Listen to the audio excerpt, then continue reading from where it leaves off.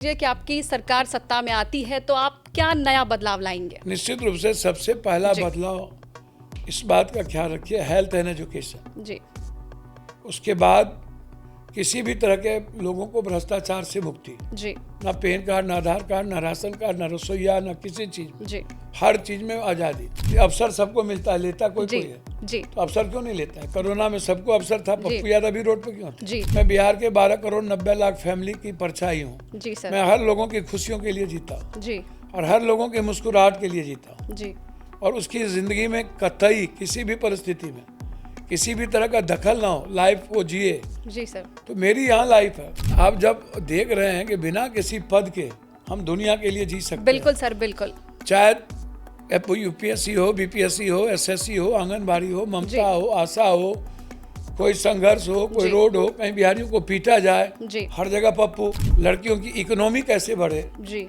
वो अपने पैर पर कैसे खड़े हो, जी उनको घर में प्रताड़ित नहीं होना पड़े, जी जी उनको बाहर प्रताड़ित नहीं होना पड़े, इसकी गारंटी होगी मेरी। जी साइबर सेल बहुत दुरुस्त होगा। जी हम वर्ल्ड क्लास का साइबर सेल बनाएंगे, जो लंदन में है, जो इंग्लैंड में है।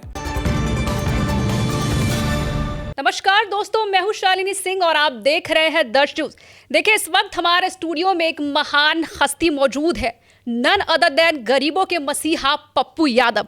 तो सर, आपका हमारे शो में बहुत बहुत धन्यवाद है। सर, बस चंद मिनट लेना चाहेंगे आपसे और हमारा बस 2-3 सवाल होगा। सर, हमारे एरिया में आप काफ़ी पॉपुलर है, कहा जाता है कि आप गरीबों के मसीहा है। हर गरीबी में बाढ़ हो या फिर कोरोना हो, हर एक जगह पैसे बांटते दिखते हैं, गरीबों की मदद करते दिखते। तो क्या सर कभी आप सोचे हैं कि अगर आपको मौका मिले तो आप बिहार के मुख्यमंत्री पद के लिए आगे आएंगे? मैं गरीबों का न मसीहा न रॉबिन हुड। बिल्कुल सर, सभी कहते हैं आप गरीबों के मसीहा हैं। ट्रांसलेट कोई परिस्थिति आती, परिस्थिति तो सबको मिलता है। जी सर। परिस्थिति, अवसर सबको मिलता है, लेता कोई कोई है जी तो अवसर क्यों नहीं लेता है? कोरोना में सबको अवसर था, पप्पू यादव भी रोड पे क्यों थे? जी पप्पू यादव भी पैदल क्यों चल रहे थे? पप्पू यादव भी क्यों बांट रहे थे? पप्पू यादव भी रेमडेसिविर क्यों दे रहे थे? अगर सर ये बाढ़ में सबको सब सुतल था जी और हम 11 दिन बाढ़ में थे जी तो इसमें, और ना मुझे कोई शौक है, मैं बेटा हूँ। जी मैं बिहार के 12 करोड़ 90 लाख फैमिली की परछाई हूँ। जी सर मैं हर लोगों की खुशियों के लिए जीता हूँ जी और हर लोगों की मुस्कुराहट के लिए जीता हूँ। जी और उसकी ज़िंदगी में कतई किसी भी परिस्थिति में किसी भी तरह का दखल ना हो, लाइफ को जिए। जी सर। तो मेरी यहाँ लाइफ है। तो एक तो वो बिल्कुल क्लियर है। तो जब आप देख रहे हैं बिना किसी बने एमएलए एमपी, हम एमएलए में हार गए तो कोरोना आ गया, एमपी में हार गए थे जी सर। अति बाढ़ आ गया, तो हम कहाँ कहे कि हरा दिया और हम नहीं का सेवा करें? नहीं सर, आपको गरीबों का मसीहा का जी जी। आप जब देख रहे हैं कि बिना किसी पद के हम दुनिया के लिए जी सकते बिल्कुल सर बिल्कुल। चाहे यूपीएससी हो, बीपीएससी हो, एसएससी हो, आंगनबाड़ी हो, ममता हो, आशा हो, कोई संघर्ष हो, कोई रोड हो, कहीं बिहारियों को पीटा जाए, हर जगह पप्पू जी। तो आप अंदाजा कीजिए, जब जनता मौका देगी तो क्या भ्रष्टाचार रहेंगे? नहीं जी, मेडिकल और एजुकेशन सिस्टम आम आदमी का होगा जी। आम आदमी रात के 12 बजे 1 बजे लड़कियां चलेगी जी। कोई परछाई भी नहीं होगा जी। ये जितने बेईमान चोर नेता और पदाधिकारी हैं जी। वो नहीं रहेंगे।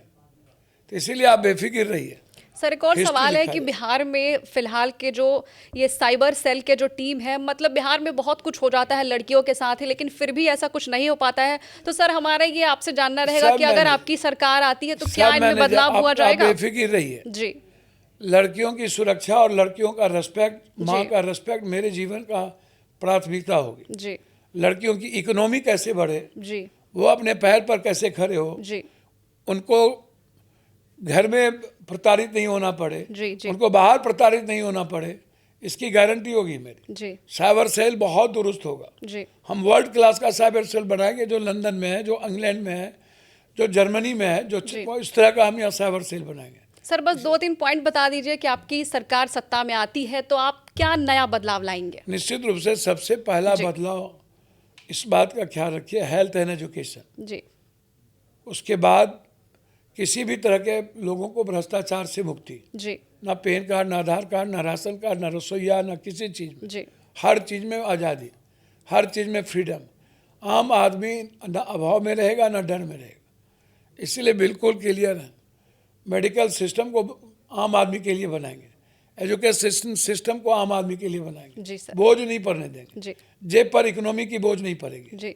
और भ्रष्टाचार के चलते आम आदमी परेशान नहीं होंगे। किसी मोटेशन जमाबंदी ऐसी सब चीज़ों को लेके परेशानी नहीं होगी। 3 महीने के अंदर लोगों की मोटेशन जमाबंदी ये सब सारी चीज़ें क्लियर होगा जी उस पर चिंता ना करिए। सर, और एक ये- भी पेपर जी। रिकॉर्ड नहीं होगा। सर, तेजस्वी यादव ने हाल ही में ऐलान किया था कि हर घर में सरकारी नौकरी देंगे। तो सर आज लेकिन आपका एक बयान आया था जो हमारे चैनल पे भी चला कि आपने कहा था कि उन्होंने रोजगार कहा है, सरकारी नौकरी तो इसको लेके क्या रोजगार ही हो कहेंगे? सकता है जी सरकारी नौकरी तो 2 करोड़ भारत में भी नहीं है, जी बिल्कुल सर। तो उतना कहाँ से हम लोग लाएंगे। लेकिन रोजगार की बात जो उन्होंने कही है जी जी वो जी सही कहा उन्होंने, जी। उस पर कोई बहस नहीं है, उसको हम लोग करेंगे। तो थैंक यू सर। ये Thank थे you. हमारे साथ गरीबों के मसीहा none other than Pappu Yadav. तो सर आपका बहुत बहुत धन्यवाद हमें इतना सारा समय देने के लिए। मिलते रहेंगे आपसे जरूर। धन्यवाद।